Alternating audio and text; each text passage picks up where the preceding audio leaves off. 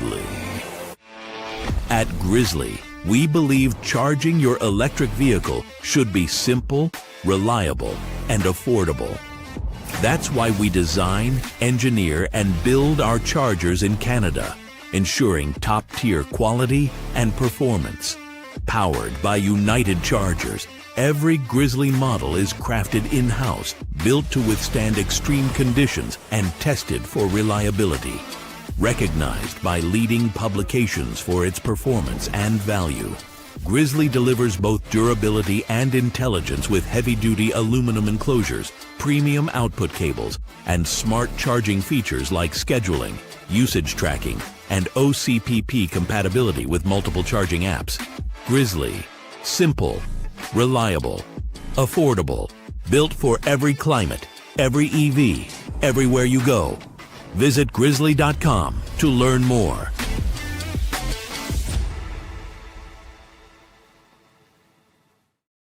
Hello, hello, hello. Welcome to the Batteries Included podcast. It is Friday, January 16th, 2026, episode 122. Today, we'll be talking about Chinese EVs coming to the United States, Ford giving more details about its universal platform, and Rivian R2s now rolling off assembly lines, and of course, much, much more. I'm your host, Martin Lee, from the EV News Daily podcast. Joining us today is the resplendent Mr. Tom Malogany, senior editor at Inside EVs and host of the YouTube channel State of Charge.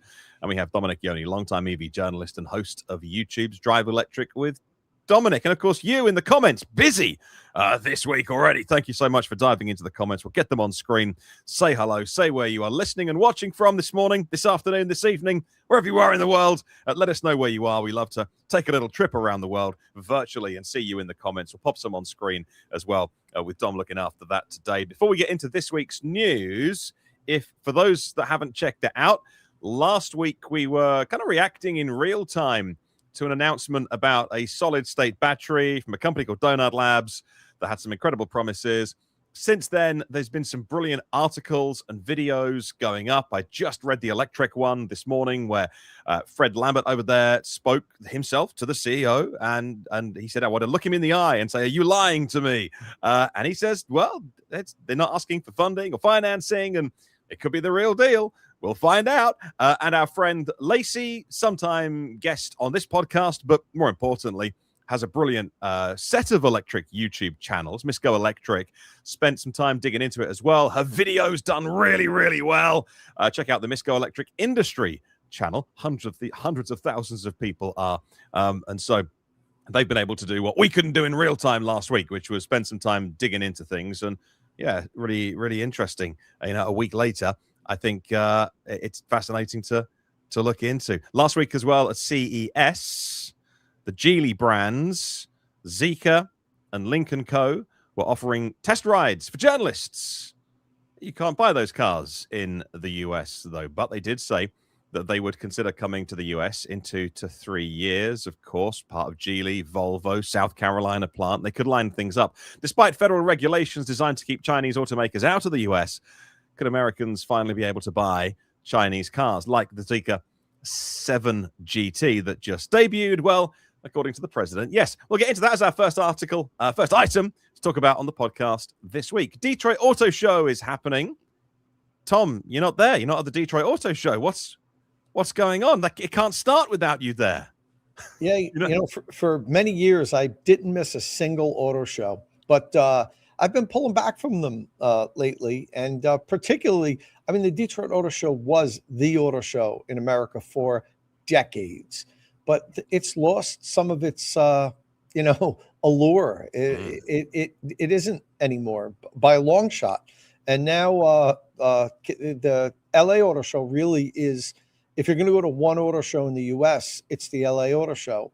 And, the New York Auto Show, the Detroit Auto Show, they're both trying to, find their footing again, because companies are pulling out. Not everybody even goes to the Detroit Auto Show and the New York Auto Show anymore. Some of the big brands just say, yeah, no, I'm doing LA and CES and that's it. So I'm not there now. That's a shame. Well, if you were, you would have bumped into your president. He's in town for it. Speaking at the Detroit Economic Club, he said while putting a positive spin on tariff policy, and I quote, "You know, those tariffs are keeping the foreign auto workers. Now, if they want to come in and build the plant and hire you and your friends and your neighbors, that's great. I love that. Let China come in. Let Japan come in. They are, and they'll be building plants, but they're using our labor," end quote. So the Japanese car makers will be delighted to know that they can come to the US. That's gonna be great news. All those Japanese cars you're gonna get, guys. I know. Japan must be so stoked. They're so happy. We're going to let them in. They're so delighted. Let them in. Yeah. Honda and Toyota are probably throwing parties. Of course. That doesn't settle the matter. That doesn't settle it. But it creates a very interesting conversation about Chinese car makers coming in to set up shop there. Dominic, you were saying that this is not the first time that the president has addressed things like the Chinese car makers. He's talked about this before? Yeah, I mean, yeah, he's apparently this is like actually the fourth time that Trump has addressed the Chinese automakers coming to the U.S. He did it during the run-up to the election and a few times since. So it's like not necessarily something that he's just like throwing out there as a trial balloon. So there's still like a lot of complications to it. So federal regulations here established by the Department of Commerce prohibit manufacturers that are owned or controlled or subject to the jurisdiction or direction of the PRC, the People's Republic of China, or Russia from selling new connected vehicles, even if the vehicle is made in the US.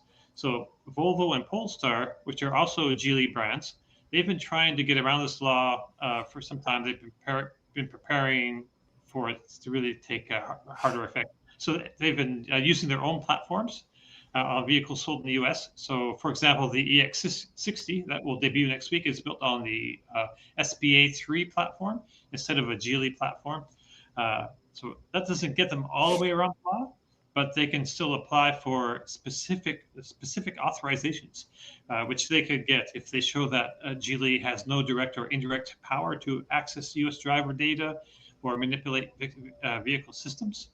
So in the case of the new Geely brands coming, the Lynk & Co. has some product already on the SPA architecture from Volvo. Well, Zeekr doesn't have that, so that could be a factor there. I don't know. So, of course, there's also the situation where a president could not sign the annual renewal of the International Emergency Economics Powers Act, which gives the executive branch these broad powers that they wouldn't normally have to, regulate trade on this kind of a level. But that kind of seems unlikely too. These things, once they get in place, no executive likes to give up any power they get, so they'll just probably keep renewing that. So I guess we start to look at what cars could come your way then. It's a lot of choice in China. What's interesting is that the European Union added those extra tariffs up to 38% on top of the 10% already on Chinese imports. So what that did here a couple of years ago is policymakers thought that would keep the Chinese out or raise the price of the vehicles. What it made companies like BYD do, and there's battery plants in Hungary with Goshen and others being built right now. But what BYD did was build a factory in Hungary because they're not part of the European Union, but it's a trade bloc partner with Europe. And so what BYD have done is gone, great, well, we'll build a factory there. We will use European labor, European supply chains. It's not a screwdriver factory. It's not semi-knockdown kits, reassembling stuff. It's a proper car factory. It starts making vehicles this year, 150,000 vehicles a year initial capacity, and there's nothing that the likes of VW can do about it. Volkswagen is paying in Germany something like 65 euros per hour for labor. So that's per labor per unit. So it's about 15 to 18,000 euros labor cost for a vehicle, for a cheaper EV. Well, that's 14 euros in Hungary. And so that's 3,000 to 4,000 euros maybe to put a car together there, which BYD are doing. So the policymakers are like, right, we'll keep you out, the Chinese have gone, oh, okay, well, we'll just play by the rules. And that's just heaped even more pressure on the Germans. And so it's fascinating what the mistakes that Europe's made. I say we're not in the EU anymore in Britain, but they've really made some mistakes that's hastened the Chinese coming in. Let's have a look at the cars we can get. Tom, what do you reckon of this? I don't know if Dom can get the first one up on screen. We get this year. In China, it's the 007. But I think James Bond is owned by Amazon now. I think Bezos bought Bond, the rights to it from the Broccoli family or someone. And so I'm sure that Amazon wouldn't want the 007 coming to Europe outside of China. So here it won't be the Zeekr 007. It's the Zeekr 7GT. This is a shooting brake wagon, if you like, high performance. But this ticks so many boxes. It's premium. It's quick. 100 kilowatt hour battery. Hang on. 13 minutes. 13 minutes, 10 to 80. And it peaks at 480 kilowatts. And it's coming to the UK soon. It'll be certainly this year. These cars are incredible, and they can sell them at a profit even with tariffs, by the way, even making them in China. That's why they can sell them in the UK, because we haven't got tariffs. Tom, what do you make of this first one, 7GT, as we'll call it? Absolutely love it. I was checking it out just the other day and really took a deep dive into the styling. And it kind of really reminds me of Kia EV6 and a Porsche Taycan Cross Turismo. Like if you put them together, absolutely love it. Like the styling of both cars.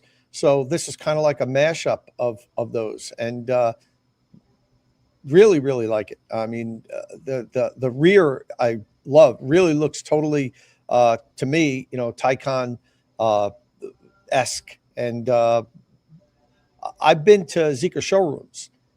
Love their whole product line, honestly, and not in the U.S., obviously, when I was in other countries. And I think I'd be a Zeekr owner in one fashion or another if I could purchase them here. As for the 10 to 80, fantastic. Not anything that, say, Porsche basically hasn't done. Porsche's the new Cayenne EV is going to do it in about 15 minutes and 15 seconds. So, I'd like to put them both next to each other and do an EV charging drag race. Because, I mean, I don't know how Zeekr, if they overestimate a little bit. I know Porsche doesn't. They underestimate their charging times, like their performance times. They're going to come out and say the Cayenne EV does it in 16 seconds when the engineers told me it's repeatable at just a tick over 15 minutes. So they're saying 13 minutes. That'd be a great real world drag race, putting them next to each other and charging them. So, I mean, I think it's amazing what they're doing. But you put this next to a Taycan Cross Turismo, and it looks like it's, although the driving dynamics probably won't be there, it's a pretty good lower cost alternative. What's the price of this, Martin? I didn't see the price. 45,000 euros. Hang on a minute. NB Volk says it might be news to Hungarians. They're not part of it. Did I say Hungary or Turkey? Hungary. Oh. So, yes, a lot of EVs are being built in Hungary. I think it's the Debrecen plant. BMW are making their axles there. So I should have said the plants that are being built in Turkey give EU access. To be fair, there's plants going up in Hungary as well. But I think they haven't left the EU in the last 10, 15 minutes. And so the Turkish plants that are being built give access to the EU. But of course, the rates in Hungary are still cheap. But how ironic, after I just smirked at your president saying the Japanese are welcome, and I don't know my geography either. It's fine. It's all good bigly stuff. Right. Yeah. So let's talk. Go on. Yeah, I was just going to say, line this up next to a Taycan Cross Turismo, and while if you just gave me a choice to take one, of course I'd take the Cross Turismo. I can't believe the driving dynamics and overall driving experience in this could match the Taycan Cross Turismo. Porsche, if there's one thing, Porsche still is better than anybody by a long shot, in my opinion, is just the driving experience. Still half price, like most people can't play in that sandbox with Taycans. You can get something that looks pretty darn, good, and compares pretty well with it for less than half the price. It's amazing that Zeekr could do that. Yeah, Zeekr is like the high end brand of the Geely group. It's like the equivalent of $53,458 for the 7X, I guess, in Europe. Mm-hmm. That's not like super cheap like we think of Chinese cars as being super cheap, but when you put it in the same category as as a Porsche, then it's a pretty good value. This one's either 800 or 900 volts on the Right. updated Zeekr 007/7GT, and so head into 1,000-volt architectures and super quick charging, great driving dynamics. The challenge is always asking for people to part with their money, and it'll be a lease deal, and it'll be a company car or a fleet deal. So it's not like you're handing over that amount of money for a car, but for a Zeekr badge, when you look at that badge in the middle of the steering wheel, every time you start the car, that means nothing compared to the Porsche logo or another German premium brand. So that's the battle that's different than at the bottom end of the market. Because for us, you got Leapmotors and Dacia Springs and 16,000 pound vehicles. Much easier to think, maybe I want a Fiat Panda EV, that Grande Panda, great little car. Maybe I want a Renault 5, but then again, the Great Wall Motor or the GWM Cat or Funky Cat, easier to take a punt at 15 grand because we've got all those vehicles. At 45 or 50, I mean, used Taycans are 35 now. So that's a big challenge for Zeekr, is to attach themselves to something that elevates it.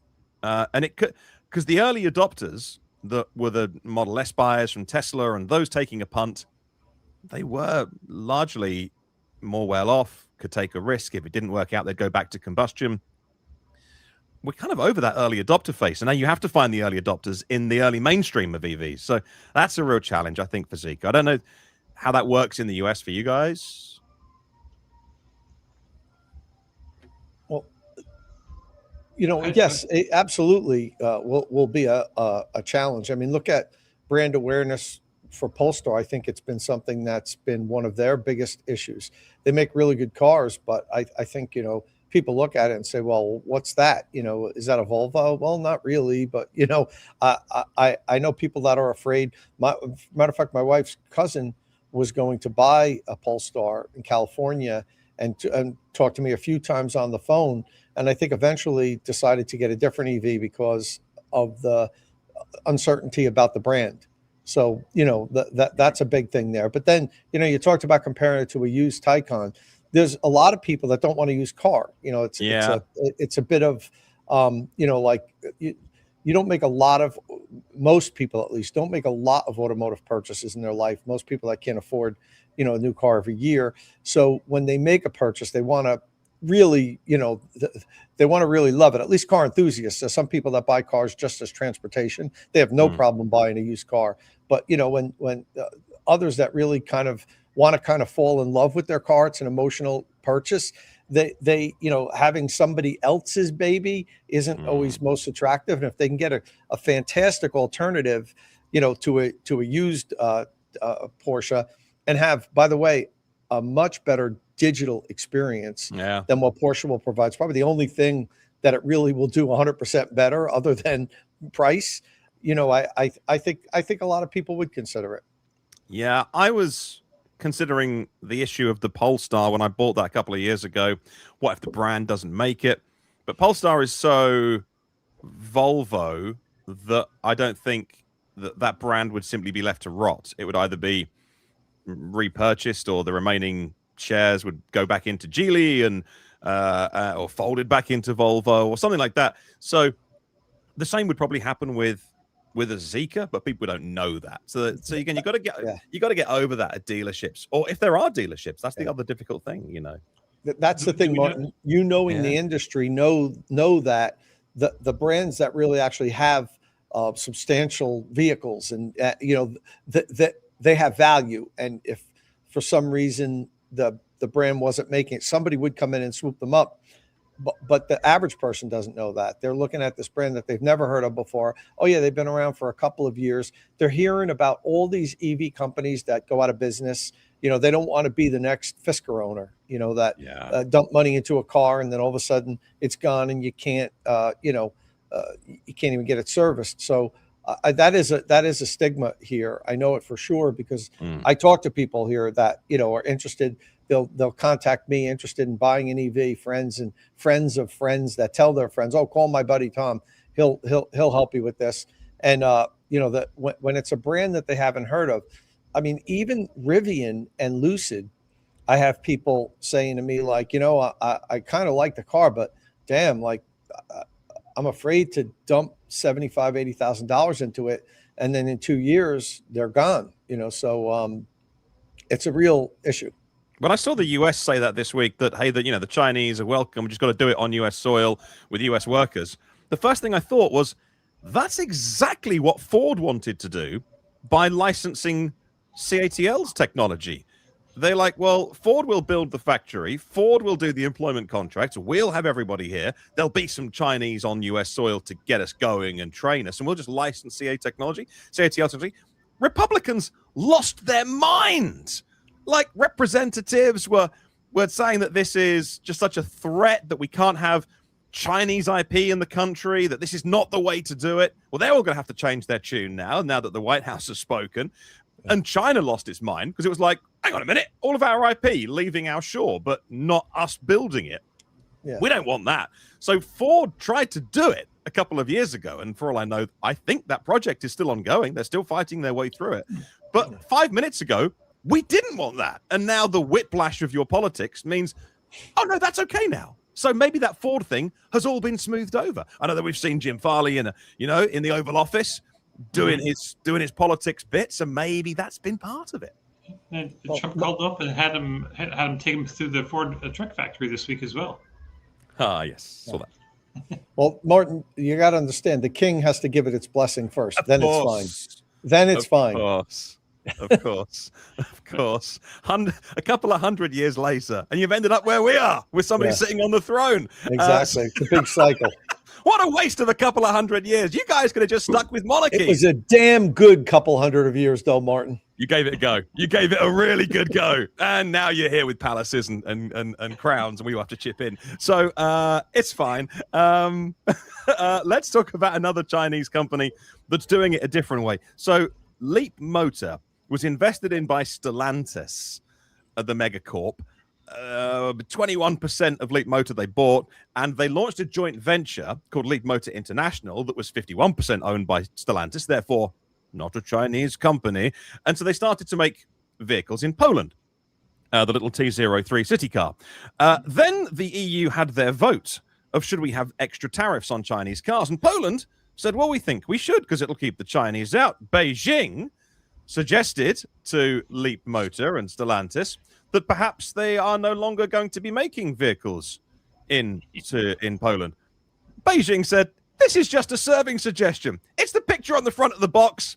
It's like IKEA furniture. You put it together yourself. Stellantis went, great idea. So they had to move out of Poland straight away and go to a country, I think Turkey, maybe Hungary. No, it's Hungary because it's Viktor Orban, right? So he's Mr. like, I'm the bridge between the East and the West. So Hungary did, I think, vote for against the tariffs. So then they had to move production quickly out of Poland just because of the politics of it all and trying to get around that really awkward situation. But there are Leapmotors out there. There is a bunch of stuff we can talk about from Leapmotor. If you want to bring any of those up on screen, or Dom, you have any thoughts? Mm-hmm. One second. Well, you mentioned to us the other day that you really like this EREV. It's the D19. Let's see if I can find it here. I don't know if I really like it, but I think it's certainly worth a conversation because this is a 3-row SUV that and by the way, I'm wearing headphones so I can hear the sound really well. Are you hosting a house party, Dom, and you're just taking an hour and a half out to come and chat to us losers? Because all I can hear is music in my headphones. So I'm in Vietnam right now, and karaoke is really popular here. And the gentleman down the street, maybe 2 houses or so, appears to be having a party, and there is some loud karaoke going on. Oh, I know. Like, I can hear it. Like I was saying to you earlier, sometimes on the weekends you can hear karaoke from like half a kilometer or so away. It's they love their volume. So I'll try to keep my mic on mute. Are they singing anything that we'd recognize? Are they doing Adele? Not yet. Okay. When they do, we'll join in, right? Okay. And if you want to pop next door, don't let us hold you up. Tom and I can hold this down, but if you want to go...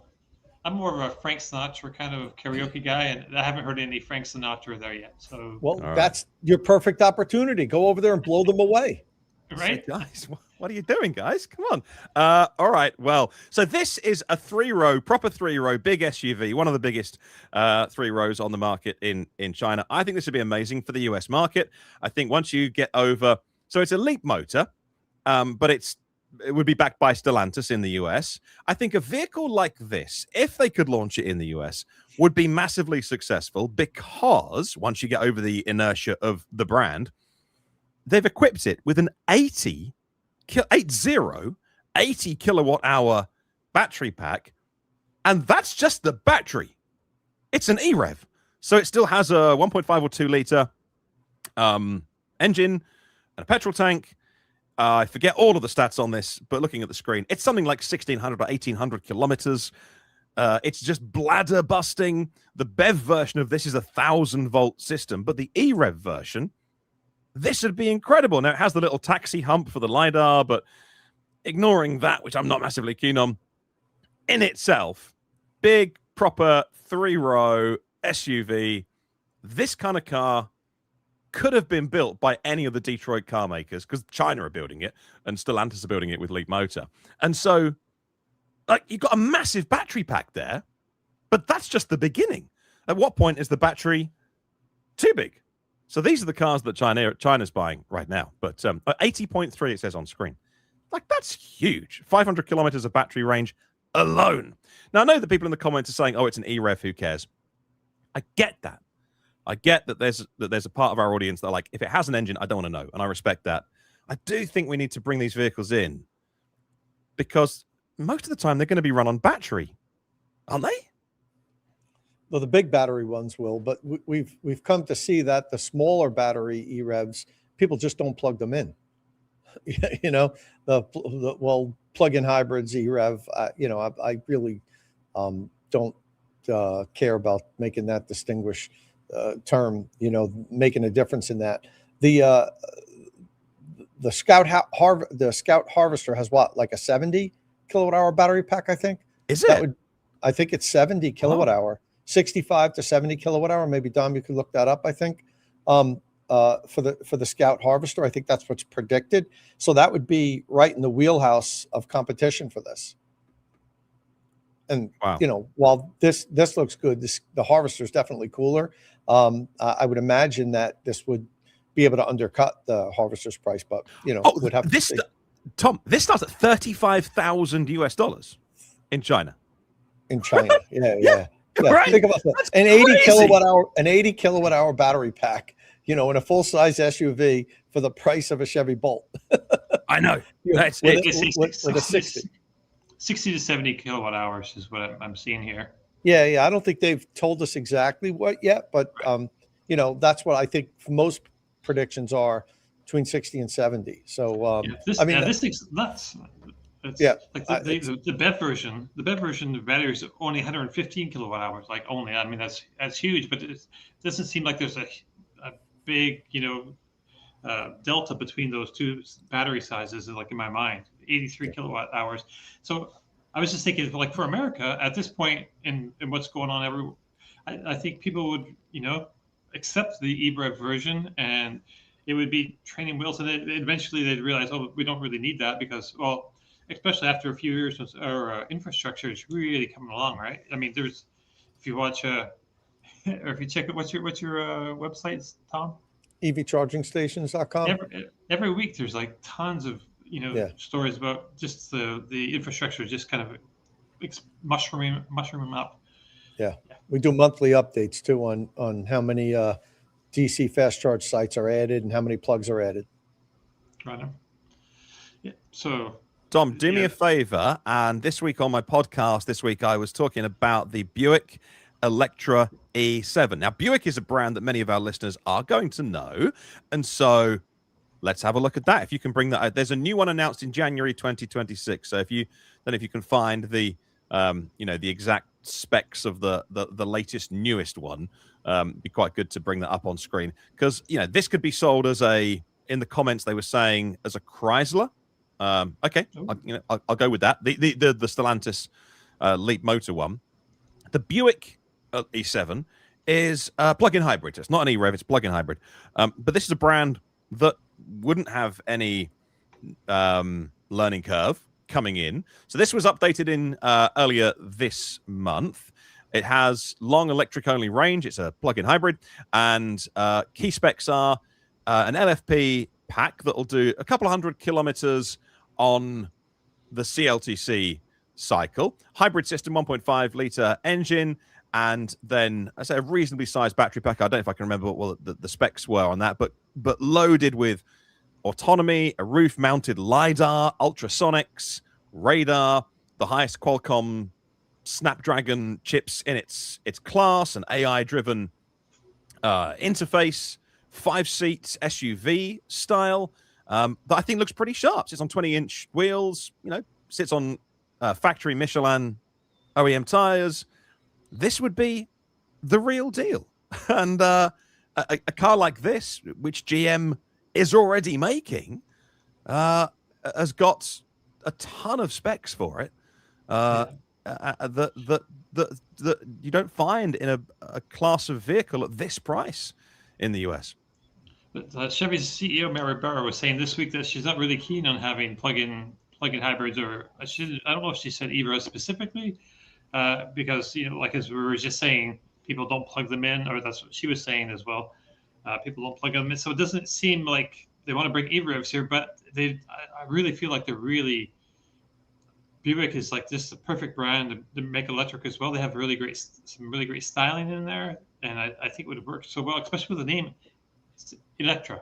Okay, why is it not electric? It should be here. So I think there's some really fascinating Chinese cars that could come in depending on how you would get around that. But I still don't see. Having said all of that, I just don't see it happening in the US. I just don't. Looking at where you guys are going, your direction of travel, rolling back emission standards, an anti-EV sentiment, despite what was said this week, I just don't see it happening. I don't see Chinese cars coming, and I don't see American buyers embracing it the way that we've done. And I haven't got an answer. By the way, I don't have an answer for that. I don't know why the Chinese brands, MG was the #2 brand in December last month, not in EVs, but in all car sales behind Volkswagen in the UK. Doing well. Chery, BYD. Like December was a stellar month for the Chinese in the UK, but we haven't got those tariffs. And I don't know why UK buyers are embracing the Chinese brands so much. Maybe we're all skint. No one's got any money left. So we just go shopping, right? We just go shopping for the cheapest thing. I don't know. Yeah, I don't know. I think with Zeekr and with the Geely bringing their brands to CES this year, I think they're really seriously considering it, because that's like no small expense, right? To bring a bunch of cars over and set up a place and have people drive them and talk up the brands and things. That's not a small deal, really, to arrange all that. So I think they're seriously considering it, and they're looking at 2 or 3 years from now. So there could be a whole different administration in place at that time, which might be easier to facilitate this kind of thing, or maybe not. We never know. Maybe if the next president is a Democrat, if he'll just keep the same protectionist kind of policies, that could happen as well. But I think they see a path forward. They also have Polestar and Volvo, and they're managing to get around. They're getting around the laws somehow. So I guess they think they can do the same thing with Chinese brands. Yeah. But maybe not. I guess we'll have to see. So, still to come, we'll talk Rivian R2 and one of Tom's friends, actually, who runs a project to do with EVs and politics, has been releasing some news this week about some changes that are happening in perceptions, which is all very welcome, I think, in the US. But before we move on, let's go north of the border. And Dom, natural territory for you back home in Canada. Tariffs at the minute were followed the US and 100% tariffs on EVs, effectively banning Chinese EVs coming in. Right now, Mark Carney is either preparing or is now in China talking to Xi Jinping about... He just got back, I think. Yeah. Okay, right. So talk about tariffs because China responded with some tariffs on Canadian goods. You can probably fill us in on the details of that. So China and Canada have had really frosty trade relations for the past 6 years. And so the newer Prime Minister, Mark Carney, went over to China. I think it's the first visit of a Canadian Prime Minister to China in like 10 years. I think Justin Trudeau went in 2015 or 2017. I'm not sure.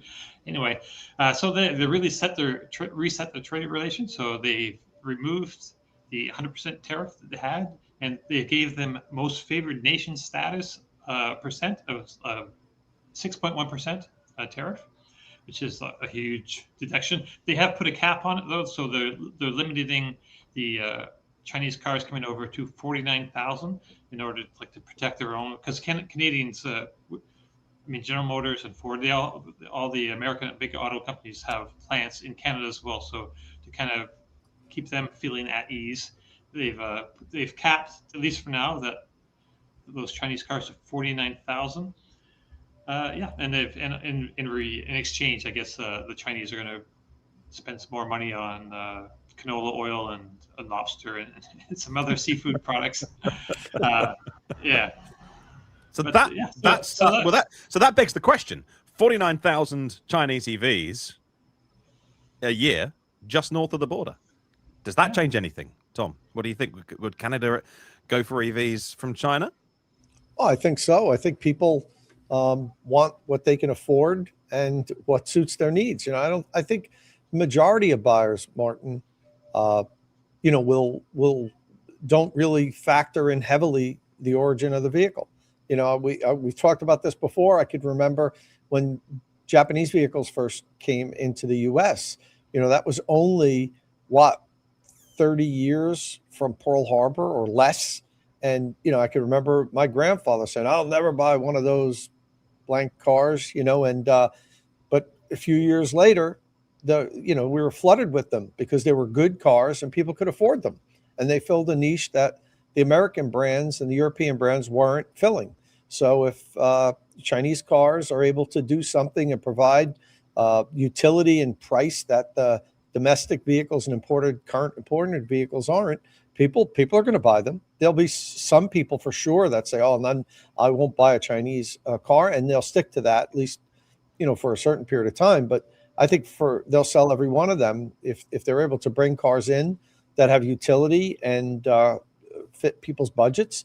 People are going to buy them for sure. I mean, it's funny how the U.S. policies are doing the opposite of what we want them to do. It seems like we're pushing our partners and friends to buy Chinese cars, to buy products from other countries, because of this tariff war. So, that's what happens, the old, FAFO thing, we'll end up having, if the program works well with China and they're selling them and people happy, and then the prime minister will go over to China and say, hey, this is really working great. Why don't we bump it up to 150,000 if you buy some more of our maple syrup? And that's how you negotiate. And all of a sudden, the U.S. made vehicles stop crossing the border, and there's it goes more and more. So it's a delicate balance. I don't pretend to know that I would want to be the one negotiating these trade deals or whatever, but what we've done here with these tariffs certainly doesn't appear to be a smart long-term move. Yeah, it says it's almost as if the tariff war has backfired. Again, none of us are economists, but we can look at the tea leaves from our own perspective of all working in car journalism for many years. And connect dots, right? So we're not economists, but we can talk to smart economists, and we know what questions to ask them, and we know how the car industry works, and we know how the EV industry works. And Tom's absolutely right. If 50,000 cars come in this year and they're good EVs, and all of a sudden Canadians are like, oh, right, because my mate had told me that Chinese stuff was all crap and a ripoff, but this one charges faster than your Ford, goes further than your Tesla, and has more technology than your Chevy. And what's wrong with my Chinese car? Honestly, perception changes really quickly. We've seen that here, and I wouldn't be surprised if Canada welcomes Chinese EVs in. Now, explain to me, can you drive across the border? Like, can Canadians be like, oh, we're going to go see our friends in America? I don't know. I've never done it. Like, can you just bring Chinese cars in to America? You can drive them across the border. You just can't leave them there. Unless, you can't sell a car from China. I mean, a car from Canada into the U.S. But if you own a Chinese car in Canada and you move to the States, I think you can. I'm pretty sure there's a way you can bring your car that you bought in Canada to the U.S. But you can't. You can visit, of course, and drive it back. We get a lot of BYDs in the South coming from Mexico, because Mexico has lots of Chinese cars now, mostly BYD. Yeah, they'll come up into California, so occasionally they'll get spotted on the roads. Wow, God, that's interesting, isn't it? Yeah. Wow. You can't register here, but you can drive it to a private property, say like Kyle's track, and just keep driving it around the track for a while. So yeah, like if border police or whatever the system is, that like, where are you going? Well, I am going here to see my relatives, and I'll be back in a week's time, and here's my travel plans and my bookings. Then you're going to see a lot of Chinese cars in the US, and then word gets. The thing I've always a quick aside. 20 years ago, I used to work in the media industry in broadcast radio. Around the time the internet kind of came around, I had a really great forward-thinking boss who wasn't a protectionist. The minute we realized that we could listen to a New York radio station or an LA radio station or a Sydney radio station, and you could literally like copy the bits, copy the breakfast show, copy the jingles, whatever. I mean, you wouldn't want to, but you could if you wanted to. Not wait a couple of weeks for someone to send you some cassette tapes. He used to say to me, anything that's been invented can be copied instantly and tomorrow. And then I used to then pay a lot of attention to very good people like teardown channels that became very popular when Tesla kind of got big, and there was a couple of big teardown channels that people already got into. And the hosts of those channels would be like, Tesla's 10 years ahead of everyone. And, you want to listen to those people because they're experts in the field. But I used to try and put those two things together and think, well, if Chinese cars arrive in Canada and you're driving them around America and people are talking about how great they are, how can this technology be?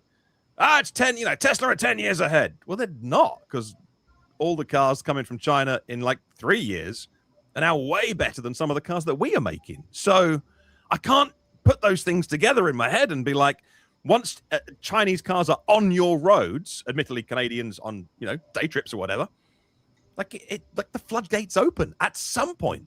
But I don't know. Well, wait and see. I agree 100%. So I don't know. I can't reconcile those two things. I don't pretend to be an expert in making cars. I never done that job, and so there probably is some protection, some IP, some elements of being ahead. We come back to our show last week. The CEO of Donut refused to talk about that special battery because once I do, everybody will copy it. Yeah, like the minute you sell that first Verge motorcycle, it will then be resold for $2 million. Whoever gets that first one's going to make a great profit. They won't ride it as a motorbike. They'll sell it. The first 100 will be resold to major OEMs and battery companies to see is this just all smoke and mirrors?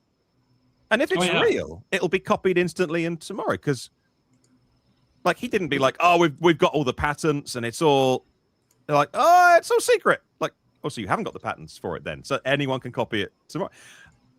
It's fascinating. Anyway, we should move on. Morning, Keenan. Yeah. Morning, Keenan. Hey, Keenan. Yeah, I was I was thinking those first motorcycles, man. They aren't going anywhere. They're going to be torn down. The wheels are going to be taken off. They're going to be just that battery box and being shipped to like an OEM and torn apart to see how it works, basically. Yeah, those first sell 200 hundreds of them. They could sell hundreds of them like that. And they won't go to real people. Well, they will, but then they'll be resold tomorrow.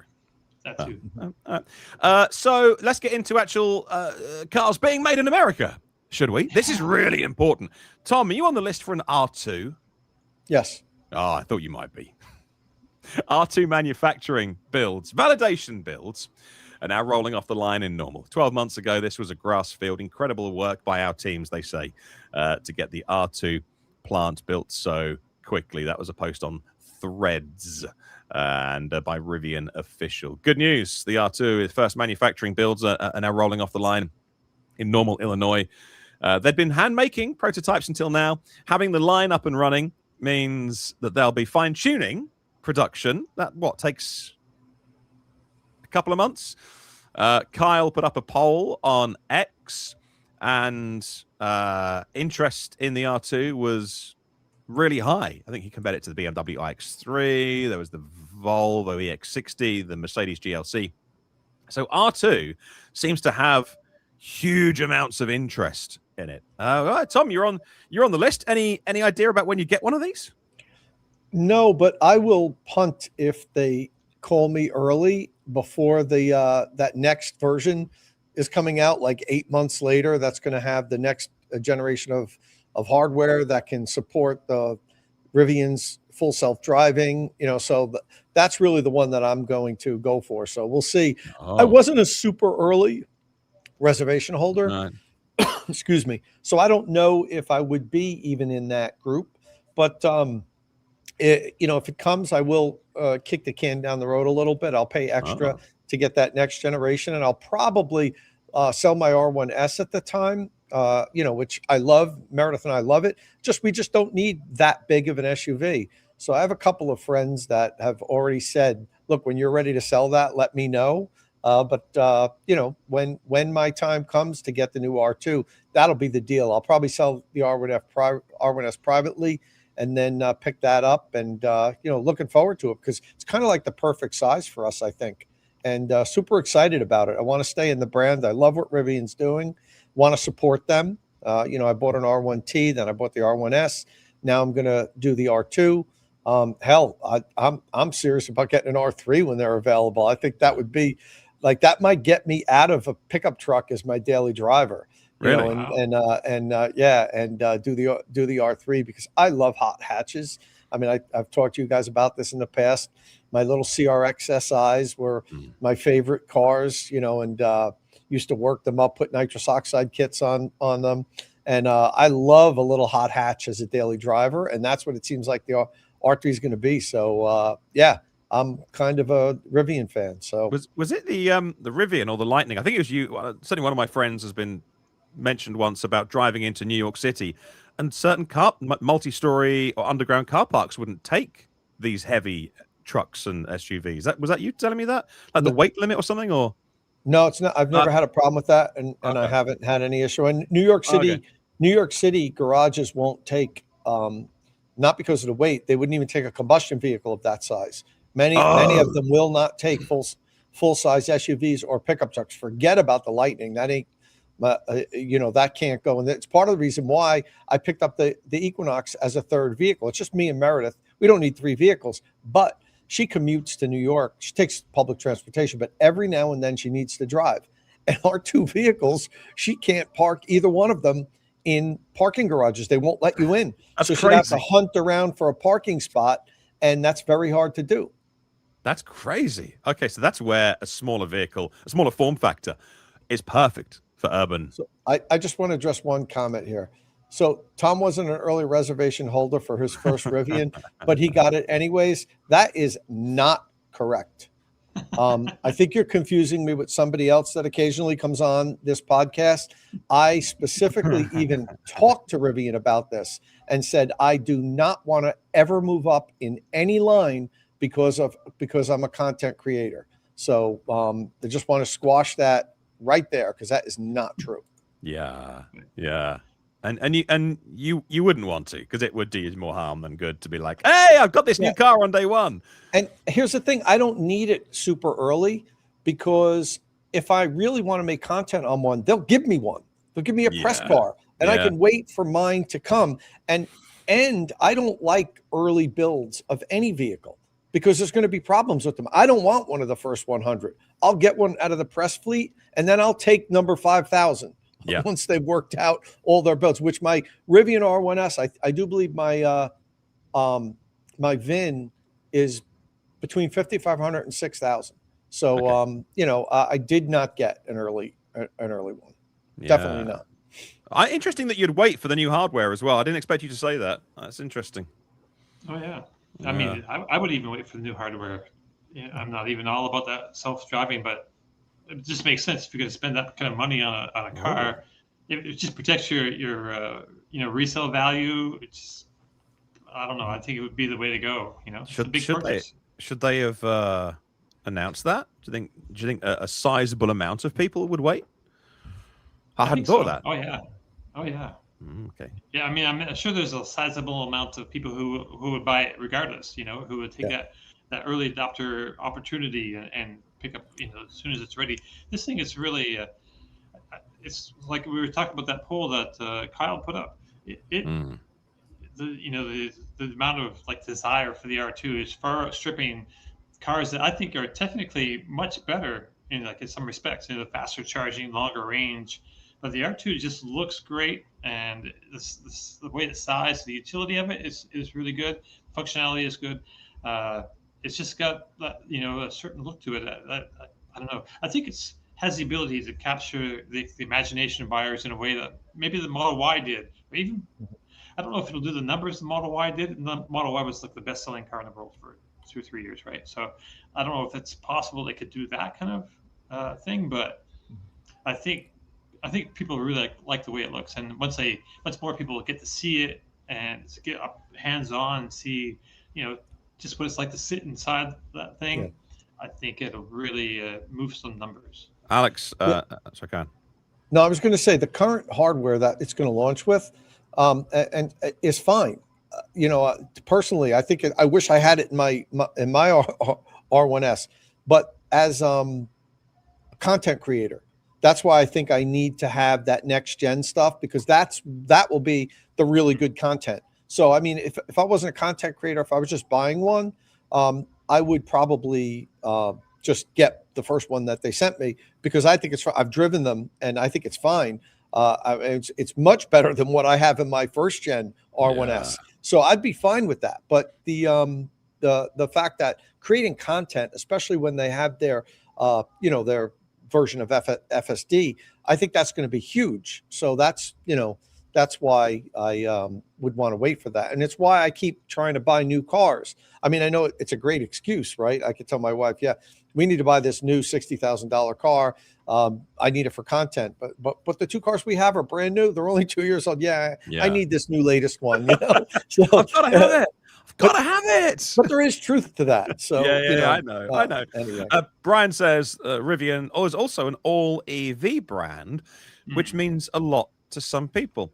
Good point. Also, as an all EV brand, they could sell cars both there, actually not so much in America anymore, but certainly in Europe, and make more money by trading credits, because we have a mandate here. The EU has it as well. And it's all based on trading emissions credits. And so no one's paid any fines yet, because it's cheaper to pay Tesla and Polestar and the Chinese, the all EV brands. So again, if Rivian were here selling vehicles, ratcheting up credits, then they could a nice little extra, I don't know if it's worth it. I don't know if the ROI is there, but hopefully they do the business case. Yeah, hopefully they do bring those vehicles here sooner rather than later. I think there must be an audience. There's not a pickup truck audience massively, but hopefully they do. That'd be nice. Yeah, it'd be kind of interesting to see how Europeans, because it's definitely, when I look at the R2, it's not really styled for Europeans as it is for Americans. I really feel like it's really an American styled vehicle. Karaoke still going in the background. Was that Sweet Child of Mine? Was that Total Eclipse of the Heart someone just did? What time is it in Vietnam right now, Dom? It is 10:25. Still going strong. Still going strong. It's Friday night, my friend. Let's get the karaoke going. It is so Friday night. All right. Tesla bought a new 3-row or 7-seat Model Y to the United States, but not the one the US buyers wanted. So it's got 7 seats. The rear 2 seats do fold down. They fold flat into the boot area. And they do fold up, and you can sit in them if you don't have legs. It's not the Model YL. I don't know why this has been selling really well in China. They haven't been beating down the door of Giga Shanghai to buy them, but it's done half decent business. They've got the CAD drawings. Just email them over to America and make some Model YLs. I do still think that this extended wheelbase, proper 3-row, proper 7-seat Model YL would do good business for Tesla in the United States, but they didn't launch it. They launched a refreshed or a kind of redesigned 7-seater. They have changed the headliner from light to dark. Must admit, that does look better. If you just bought one, a bit gutted. I'm sure there'll be retrofit options as well. But yeah, why don't they do that? I don't know. It must be fabulously complicated, but still, I think that Model Y with a genuine 7 seats would do pretty good business. Do pretty good business where you are. But Tesla fans seemed a little bit nonplussed about that news this week. But there we go. What are the comments saying, Dom? Oh, you're muted. There was a great comment here. I can't pronounce that. SQEPTCICK. I don't know. Tesla has become the Taco Bell of car makers, just throwing the same 5 ingredients together in different ways, calling it a new product.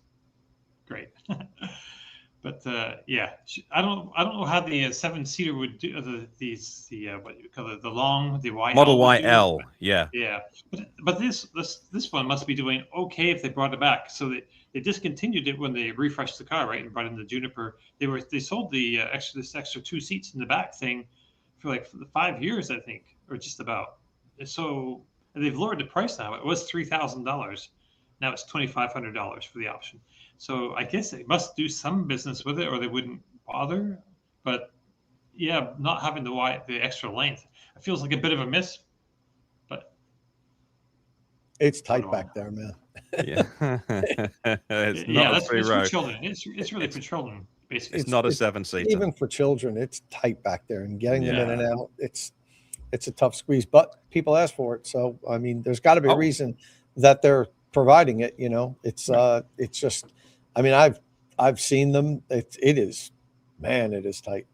Oh, hang on. So the Model YL is 6 seats. My bad. EVAKX, correct me on that. So the Chinese one is a proper 6-seater with a couple of captain's chairs, or at least arms chairs, and then 2 behind it. Oh, okay. I probably would have read that, and I've totally forgotten it. It's fallen out of my brain. And I think the L is coming to Berlin. So it says Zeekr. Probably just got your name wrong. Sorry. I've tried it before. So yeah, we'll wait and see. It would also sell well over here. A 6-seat Model Y. My bad. Sorry about that. So the federal tax credits, of course, went at the end of Q3. Interestingly, US EV sales look like they're only down 2 or 4%. Year over year, because they had a stellar Q3 and a really stinky Q4, but actually year over year, US was pretty flat on EV sales. So California waved away the initial request to replace the $7,500 like for like. Not sure they ever commented on the used $4,000, but with the federal tax credit gone, California is proposing a new $200 million fund for new ZEV incentives. And so this seems to be a cash on the hood idea. There's no, I think, concrete details from Newsom's office, unless it's come out in the last 24 hours since last time I looked. But California is the largest single market for new car sales and EVs in America. Tom, you put out a video this week talking about EVs in America with your friend Mike Murphy from EVs for All America. That's the organization who are partly involved in just bringing together the sides, if you like. I don't like that phrase. Can you tell us more about where Mike is? Yeah, so Mike Murphy is a longtime Republican strategist and campaign manager. I mean, he ran Jeb Bush's campaign. He ran Arnold Schwarzenegger's governor campaign, successful governor campaign in California. He's worked with, he was a high-ranking advisor on John McCain's campaign. So this is like a top-tier political strategist in the U.S. And he's a Republican, but at the same time, he's also a self-described never Trumper. But he still is a Republican, and he got the EV bug a few years ago, and it always was a splinter. He described it as that he couldn't understand why his buddies and many of his fellow Republicans viewed EVs so negatively, and said, so he said, I'm going to try to figure this out. So he started the EV Politics Project first. And it was like a data gathering organization, did tons of polls, really tried to get down. And the polls are interesting. I mean, you can find them online with the different questions that were asked, really trying to get under the skin of both Democrats and Republicans to try to figure out why they like and dislike EVs, why they like and dislike Elon Musk. Would they consider an electric vehicle? And I mean, all these questions that a lot of us say, well, those are easy questions. On the surface they are, but when you try to peel off the layers and really try to figure out what the reason is, that's how you try to work to correct things. And because it doesn't make any sense for any American to not support electric vehicles, because it's good for the country. It's good for American car makers. It's good for domestic energy independence. So there's many reasons why,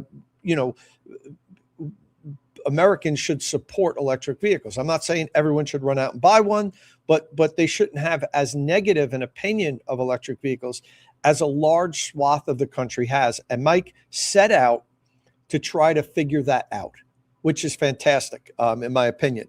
And he did. He found a lot of things in his polls and everything. Then he moved before the 2024 election from the EV Politics Project to the American EV Jobs Alliance. And it was, really kind of like a lobbying company to lobby for the American jobs. And his point was to bring out all of the factories that have been, built and that are producing electric vehicles and electric vehicle components here in the U.S. And there's many of them. I mean, he's got a map of them, and the vast majority of them are in red states. So he was trying to point out that, look, voting against electric vehicles is a vote to lose jobs in your districts, in your states. It's not a good economic decision. Your areas, where you live is going to have economic harm if electric vehicles get, really pushed down. So anyway, that after the election, that kind of transitioned into, God, I forget the name of it. It's the EVs for All America. That's his latest organization, and he's partnered with a couple of California organizations to continue to lobby, to fundraise, to try to counter the negative EV press and lobby that there's a strong lobby against electric vehicles. And he's doing fantastic behind the scenes work that nobody really understands and knows, but I do because I've been talking to him. And one of the things he started doing months ago was constantly try to get in touch with Governor Newsom in California. And he did. And he sat down, had a meeting with him and said, look, with this, I know California budget's a shit show right now, and you can't just keep giving away money and everything, but you can always find money. You could always get rid of something that was maybe you really didn't need, and you prioritize things. And he got the governor to earmark or set aside potentially, the $200 million for a new electric vehicle tax credit or or rebate or whatever, that's all unknown at this point, Martin. But the money's kind of been set aside in this budget. But now the hard work starts. Now it's crafting. How does it, who qualifies for it? How much is the per vehicle? Is there income limits? All this stuff. But one of the things that Mike has been pushing for that he thinks is important is, and this isn't to say that this is going to be in the final, once the sausage is made, but what he is pushing for is that it will be a first-time EV credit or rebate. So if you've already got an EV sitting in your driveway, you wouldn't qualify for it. And his point was, the people that already own EVs, we've got them. They know they're better. We don't need to try to get their butts in a new EV. We need to get people that haven't experienced electric vehicles in electric vehicles, more of them. And then that perpetuates the EV adoption because, and this is one of the things that he also has in his polls and stuff, that, talking to people that own EVs, your neighbors, your cousins, your uncle or whatever, that sells the EVs, not the dealerships, not the car commercials. What sells more EVs, and he's found this out through polls, was people talking to their friends and neighbors that have EVs. So the idea is to get more new people into EVs, because then that makes the circle of potential buyers even greater. So that's what's probably going to be in the final version if it gets pushed through. Mike thinks it will eventually. He said, better than 2/3 or better than 66%. He's confident that there will be a final version of this at some point, but he doesn't know, how it will be, crafted exactly. But that's what they're trying to aim for, a first time only. And they're also trying to not have an income limit on it. That's what he's pushing for, which a lot of people disagree with and say, no, if you make $500,000 a year, you shouldn't get a free, $2,500 or $3,000. You don't need it. But the counterpoint on that was the whole point of trying to get, more and more electric vehicles in California is for clean air, and clean air doesn't care how much money you make. A $100,000 Range Rover in someone's driveway is going to pollute as much, or if not more, as little Chevy Trax in somebody who's maybe more economically disadvantaged driveway. So right. that was the point of that. But all this, Martin, is on the table. Okay. Like as I said, as you make the sausage, there's a lot of hands in that. There's a lot of ingredients. A lot of people want their constituents to be included, and we'll see. But he's pretty confident that in some form it's going to come through. So I made a special podcast for my listeners last week, and it's in my feed somewhere. They go on my Patreon because I have some few hundred people support me on Patreon. It's how I earn a living now, making EV content. It all ends up in the free feed with some adverts. So if you subscribe to my podcast, have a look in the feed, because in there is a show I made about the different ways of doing it. I call it the carrot and the stick. And I know some people really hate that, but like, what's been the most successful? And when I looked into it, so Norway started talking about EVs in 1990. China added it to their economic plans in 2005. So a couple of things. Firstly, the countries that are now there. So Norway's at 98% BEV, not even with hybrids, but that's 100% basically. Norway's done it. China was at 60% new energy vehicle in December. So, and the majority of those are pure BEVs, not E-revs or plug-in hybrids. So China is well on its way, selling 1.3 million EVs last month in China.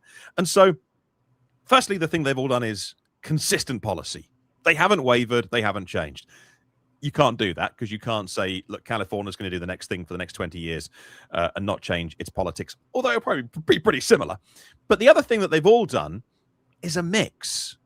And what they've done is they've made it a bit more inconvenient to drive combustion. So they auction off the licenses in China to go into Shanghai and to go into the big cities. If you want a number plate in the auctions to get a combustion car, you can do it, but it's more difficult. And Norway made it a bit more expensive to drive a combustion car.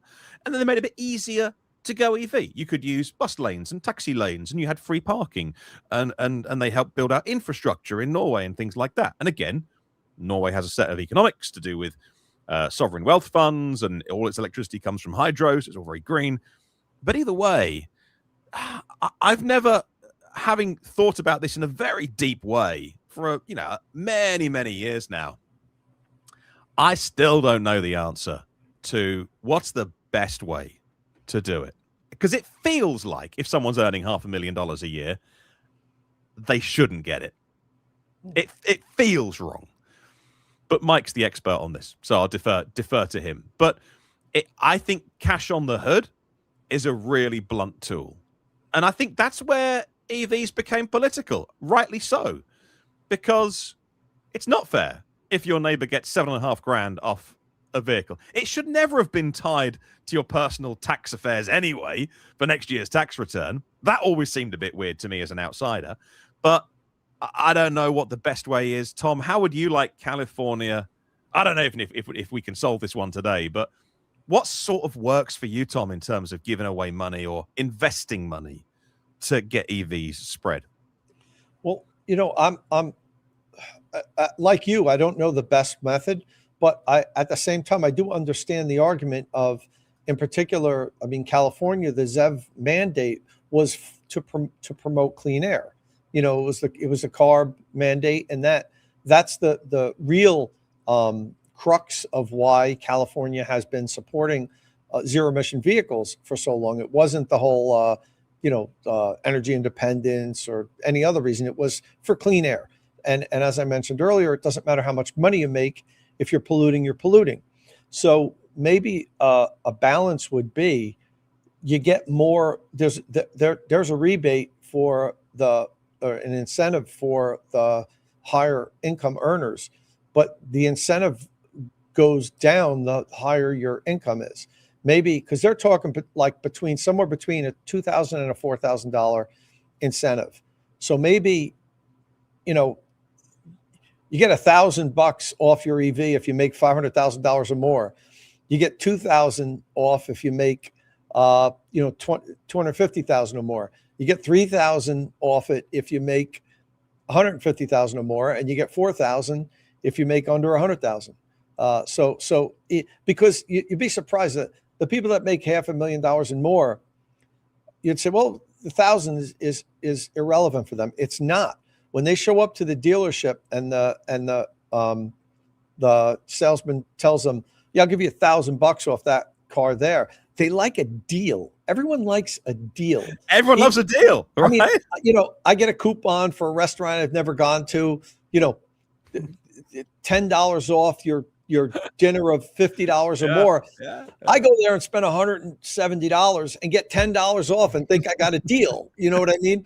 But I like a deal. So, it's the same thing with the cars. Even the people that have a lot of money, when you present them with them, that there's a deal and they feel they're getting something that other people aren't, or they're getting value.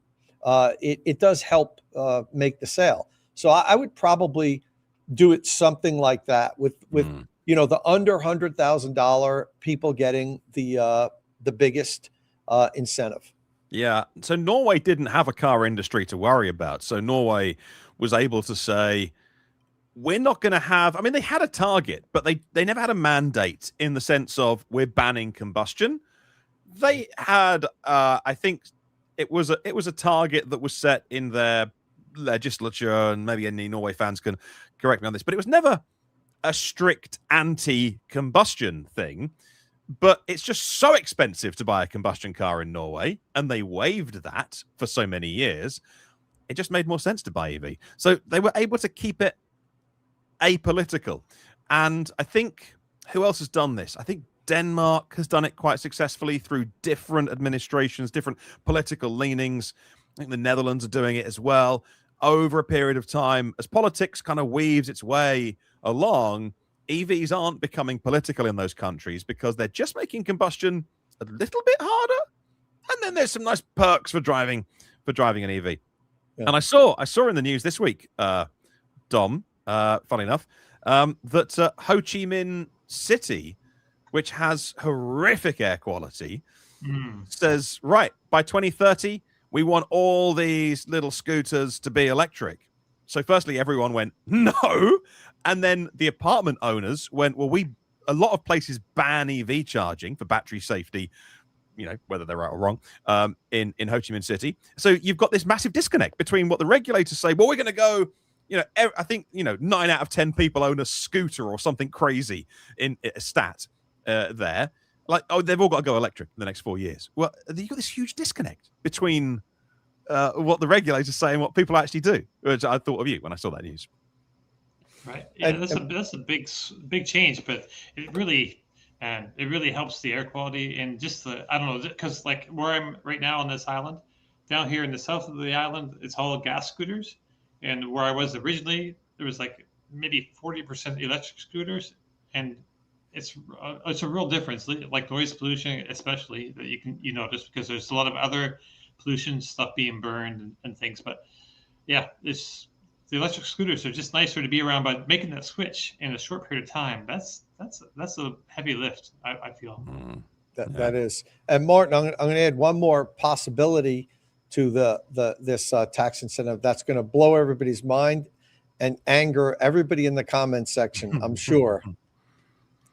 So Mike and I talked a lot about, even off camera, we talk every now and then about how the industry, what would help the industry and not.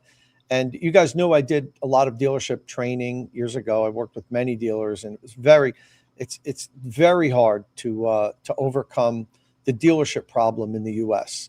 But one of the things that when I was working with Plug in America, developing this Plug Star EV training program, dealership training program, we went to the auto manufacturers and basically begged them to give dealers a spiff, on an additional spiff on every electric vehicle sale. And the point is that the salespeople, are disincentivized to sell electric vehicles. We've gone over this. I don't want to continue to talk about that, but it actually, there's reason why they don't sell you EVs. It's not in their best interest because it takes them longer. They have to answer more questions. They don't understand them as much as they do ICE. And their job is to get you in and out of that dealership as fast as possible with a check that you bought the vehicle. Now get the hell out so I can get the next guy in that seat and sell another car. And, what Mike and I were talking about, would it make sense for some of the money to go to the dealerships? Yes. And I know people are not going to be happy about hearing that because I hate dealers. But a spiff is like a cut, M Norma 12, and affordable alpaca. People, I thought everybody understood what that meant. It's like money on a commission. So what we were trying to get the manufacturers, Ford, GM, we talked to, even all the foreign auto manufacturers, was like, look, could you give the dealers $500 per electric vehicle, split it, $250 the dealer gets to keep, and the salesperson gets a $250 bonus on every electric vehicle that they sell. What an incentive. Now all of a sudden, God, there's so many people posting that they don't know what a spiff is. I'm sorry, guys. I thought that was a common phrase. It's a commission. It's a bonus. Exactly. So, if the manufacturers would give the dealers $500 cash on 100, I mean, think about like what, and it's not New Jersey slang. It's all over slang. Think if Ford would have done something like that. They just had that $19 billion write down, but they didn't want to part with $500 per vehicle. It might have changed things if the dealers got this incentive to sell the EVs rather than parking them all in the back corner of the parking lot, boxing them in with their combustion vehicles, which people sell much easily and sell much more. If it was cash, because that's what people, I mean, let's face it, that's the best motivator. Oh yeah, I'm going to sell that Ford F-150 truck and you get your 2% commission. sell that Ford F-150 Lightning, you get your 2% commission and $250 on top of it. Which vehicle are you going to try to sell? Yeah. So I know Mike is Mike's of that same mindset as I am, and he's involved heavily in California in crafting this tax incentive. So don't be completely surprised if that somehow isn't baked into it. I know it's really hard for the legislators to come out with something that says, yeah, we're going to give dealers money. That makes it really hard. But if you think about it, that could be the magic bullet. If we could get either, some sort of subsidy. I mean, it should be coming from the manufacturers, really, but they don't seem to understand that that's in their best interest. Think about how much better that would be if the salespeople had a strong incentive I still want people to put the salespeople to put the buyer in the vehicle that fits them best. Everybody shouldn't drive away with an EV, but at least that extra spiff, I'll say it again, gives the salesperson incentive to say, hey, I know that you're interested in this vehicle, but have you thought about the electric version of that? Because, blah, blah, blah, blah, whatever. So, I think that would work. I don't think it works with public money. You're right. You can't. Yeah. The minute a rival politician putting their, primary campaign together gets a whiff of that, they get a whiff of the spiff, then that's the end of it, right? Yeah. But it has to be. There's got to be something there where California can do a deal with the car makers, because there's so many regulations. Car makers want to sell their cars there. You're right. I'm all about people play the set of cards in life that they're dealt, right? So I try and go easier on CEOs than some, and I get it because they got private jets and they're massively well compensated, but they're just playing the game. They're just playing their game. So if a CEO thinks, right, I'm 57 and the last 3 CEOs of Ford have retired, and I think a couple of CEOs ago, was it Mark Field, retired and then went back to work to be a, consultant in Wall Street or whatever. But say like Jim Farley is thinking, oh, what is he, 57, 50? I don't know. Something. He looks like a young guy. Like, I got a year left, max. I've been quite a long-serving CEO compared to the last 3 or 4 guys. I got a year, right? All I got to do is get the share price here. I get my stock options. I got family and kids. Oh, and he's playing the game. He's playing the cards he was dealt, right? So I always want to. A lot of people don't like car dealers, but if you are feeding your family by selling cars for a living, Tom's absolutely right. You'll play the game that you're playing, and if the rules are you get more money for selling EVs, you'll just sell more. Tom's absolutely right. You've got to meet people where they are in life, even if you don't like car dealers. So that's just what salespeople do. Whether you're selling real estate or cars, they're just playing the game that they're playing in life. So it's a brilliant idea. It can't be public money, though. Yeah. And just point out a comment here. Jay Prime, who are you talking about with he? He makes 300,000 to 400,000 a year. A sales guy? Yeah, I don't think you're talking about a car salesperson, right? Are you talking about the individual buying the car? I'm just curious because I'd be a car salesman if they made 300-400 grand a year. I mean, I'm sure there are like Ferrari salesmen or something out there that make 10 grand on a sale or something. But it is being a car salesperson is not like it was just 10, 15, 20 years ago. It is a brutal job right now with the fact that all these dealerships have been taken over by large dealership groups. It's not mom and pop shop anymore. It's not, Tom Malogany Ford on the corner where it's a family run. There's still some of them out there, not many. And those are the ones that you see the salespeople made a career out of it. They're there 30, 40 years, they're making a decent living. But so many of these small mom and pop dealers in the US were brought out by dealership groups, and it's a machine. You're a number. You're not even a person. And I know this for a fact. I know so many friends that were car salespeople for 10, 15 years. And when their dealership got bought out by a big group, they immediately, just cut their base salary down to nothing. Everything was forced it's 100% commission nearly. They can't even make a sale. Everything's got to get approved through their sales manager, and they had customers that they're used to for the last 15, 20 years coming in and shaking their hair and say, yeah, Jim, we can negotiate this. And right on the table, it's done, sign the contract. Now I got to get my assistant sales manager come back. He says, no, he won't let me do it for that price. Well, go back to the room, the office in the corner. No, not the room. Yeah. Not the office. Exactly. With glass windows, and you could see the evil man in the corner that's not approving your deal, so it's a terrible job now. These guys, they don't make money anymore, the salespeople. So it would be a huge incentive to give them, $250 per car. They would learn EVs and sell them, because think about that. If they could just sell 2 extra EVs a week, it's $500. That's huge as like a bonus. So that'll be good. All right. Well, we'll wait and see where that goes. Before we head off, last 5 minutes, is that something different over your shoulder, Tom, that we're looking at on your wall, that charger? Yeah. So reviewing a new charger, the review's done. The review is going to drop right after our podcast. I'm going to put it up on State of Charge. This is the new iYilo. I hate that name. And I probably said it wrong like 6 times in the video. The video's over an hour. I think it might be the longest review that I've made on a charger. I usually average around 45 minutes, which is ridiculous to begin with, but you guys know I try to scrutinize every little thing. And this review is over an hour long, and that's because this thing is packed with features.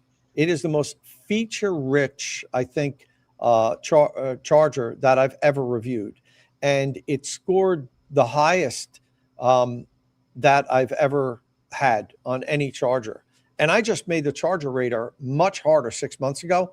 And the reason being is I've been reviewing these charging equipment for many years now. You guys know that. Chargers keep getting better, which is a great thing. The units that were made, 10 years ago had almost no features.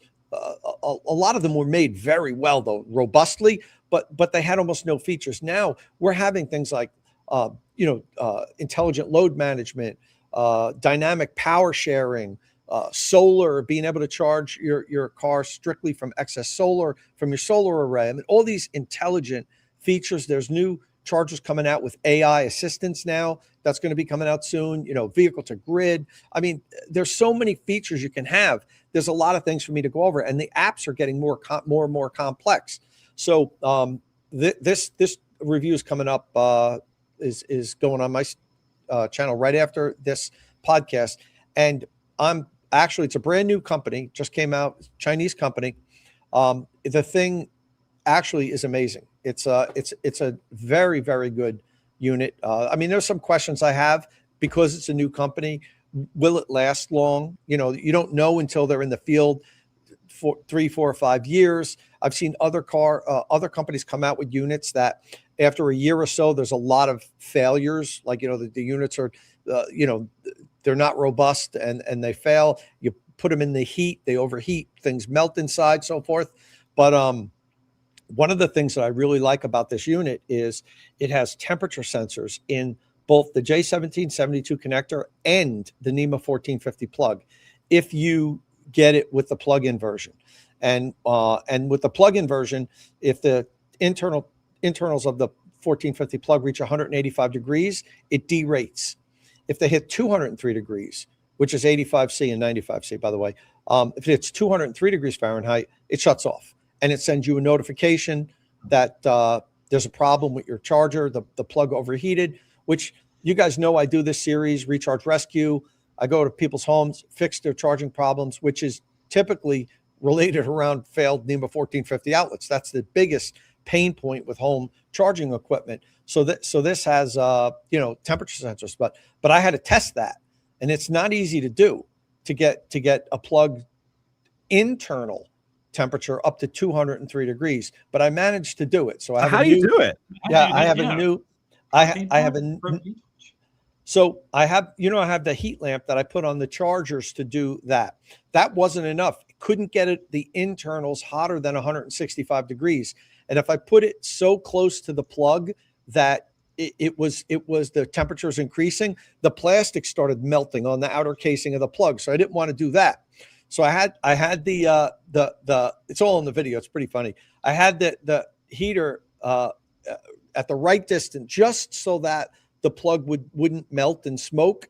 And then I put a high-powered blow dryer on the other side of it and tie wrapped it around the cage that I had it on. So it was getting it from both sides. It was getting it from the heat lamp and the blow dryer. And then I was able to get it up to the 203 degrees. And it worked. It did as it was supposed to do. It derated from 40 amps down to 32 amps at 185 degrees Fahrenheit. Yep. And at 203 degrees Fahrenheit, it faulted out, shut off, and had a fault message in your app.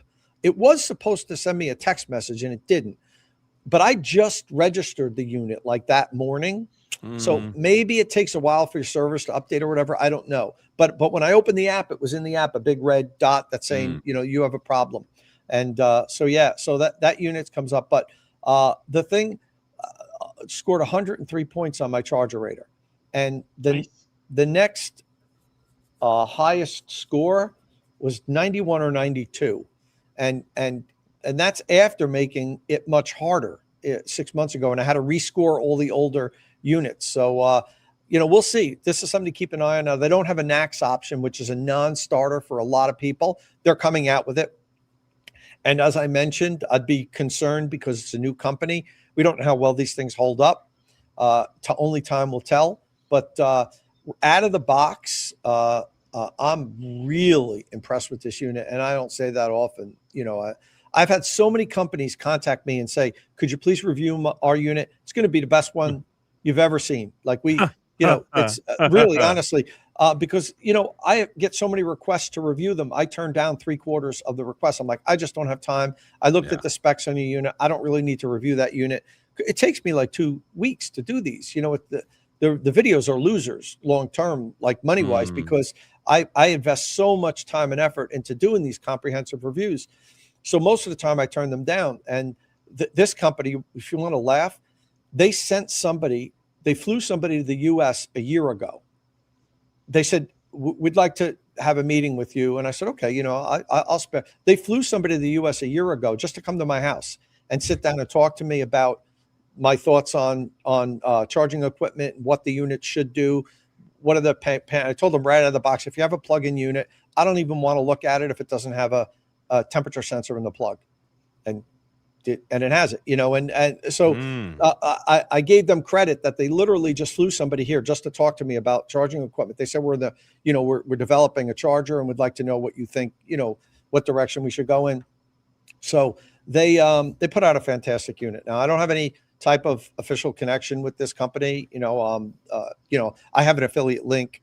I'll get a commission like I do with all the chargers if you buy it. But if you guys have an hour to kill and are interested in seeing, what has scored the highest that I've had so far, it's going to be up on my channel today. Brilliant. All right. Check out evchargingstations.com as well, and Tom's website. Just more and more content all the time going up on that. And check out the video too. The charger that broke the charger rater. That's Tom needs a whole new scale now. That's our show for today. Hopefully you liked it.